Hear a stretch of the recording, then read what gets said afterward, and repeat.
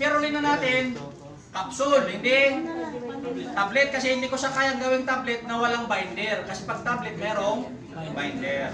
Sabihin ko sa inyo, para mapatunayan ninyo na ang spirulina is very effective, pag-uwi nyo sa bahay, kung meron kayong spirulina, ilagay nyo sa, kung tablet, durugin nyo, lagay nyo sa tubig, ganyan kadaming tubig, lagay nyo. After 30 minutes, pag may lumabas sa tubig, kasi ang kulay ng spirulina, dark na blue na green na algae, tama? Yes. Pero pag talagang potent siya, after 30 minutes, lalabas ang kulay red tsaka orange sa tubig. Kasi po, ako po yung top earner ng KDI kung naalala nyo ito. Alam niyo yung KDI noon, way back 2012? O siya rin ang natapuan, ako top 2. Ang produkto namin, spirulina. Kaya lahat ng spirulina noon, nag-processing na namin.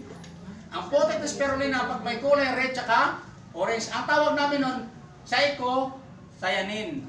Yun ang property ng spirulina na kahit anong cancer sa katawan ng tao, kaya niyang patayin. Palakpakan niya.